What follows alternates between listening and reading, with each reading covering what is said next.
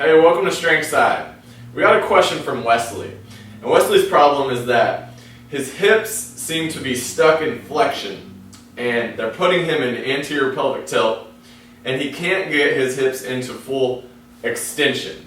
Okay?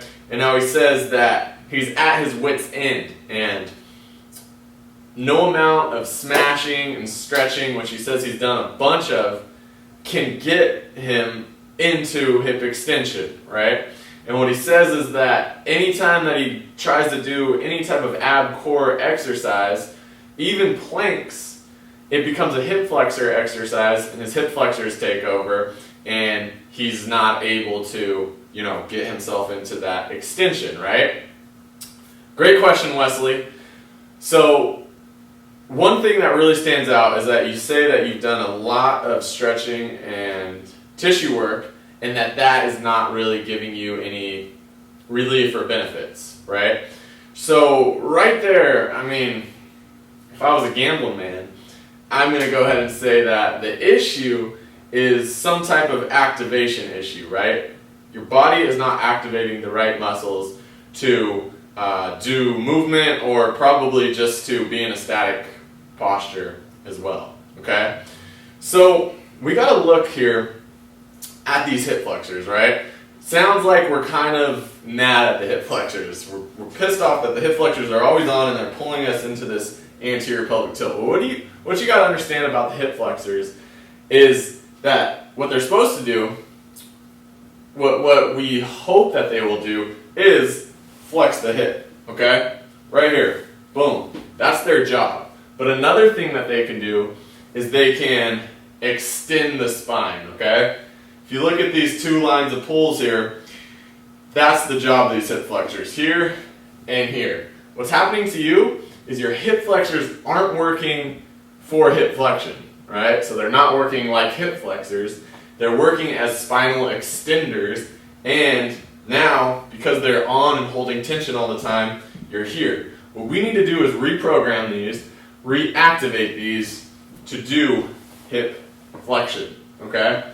Once you can do that, your spine is going to be able to stay in neutral, and your movement is just going to become so much more fluid and efficient. Okay, so there's the what. How are we going to do this, right? Well, we got to start really basic here. Okay, so I'm going to start you off in a supine position.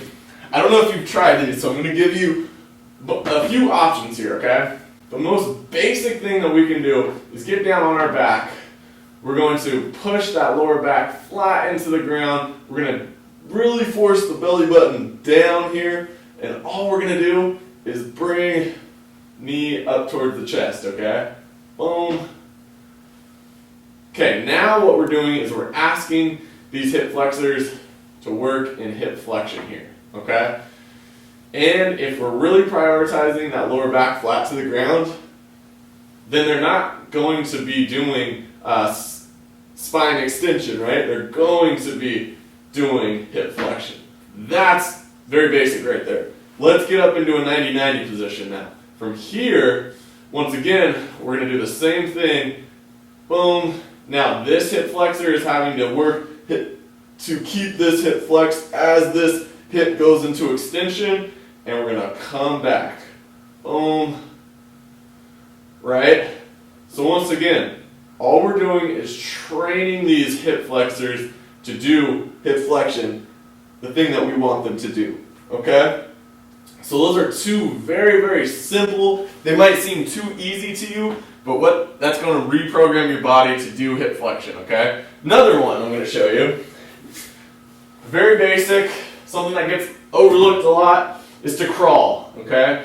Now when you're crawling, we're not in a standing position, so we don't have to stabilize ourselves all the way. We're in this quadruped position. What we're going to do is we're going to get braced. We're going to make sure our lower back is flat. We have these abs on. And we're going to crawl forward here, okay? Once again, we're getting these hip flexors to do hip flexion, okay? Now we can go on the knees, or we can get up on all fours on our feet here. Same exact thing, okay? We want to stack the hands underneath the shoulders, and we're going to crawl forward. Take this nice and slow. Every step, you're making sure you're braced. You're making sure that those hip flexors are doing hip flexion, okay? Last but not least, now this will be the most complex movement here, is we want our hip flexors to work in hip flexion when we're just standing here, okay? So now we're supporting our body. Now, this bracing technique is so important, right? We've got to make sure that we're keeping these ribs down and that our abs are staying on tension here. And from here, all I want you to do, you can actually just put your hands out like this. You're going to come up right here, okay? So we're bringing this hip up into flexion. Boom. Okay? If you want to make this a little bit more complex, we go here, and now we're going to, boom, elbow to knee, okay? Doing this cross pattern, we're working on hip flexion, okay? Okay guys, once again, we need to reprogram hip flexors to work for our hip flexion, okay? Right now they're pulling us into extension. Tissue work, stretching isn't working, then we kind of know better activation patterns need to happen in our body, okay? So work on this. These are very low intense exercises. You can do them a couple times a day. You can do them every day. And things should start to change, and you should start to feel a little bit better in your hip region going forward, all right? Wesley, I hope that helps. Anybody else that has this problem, give it a try. Let me know what you guys think. If you have any other questions, hit me up. We'll see you in the next video.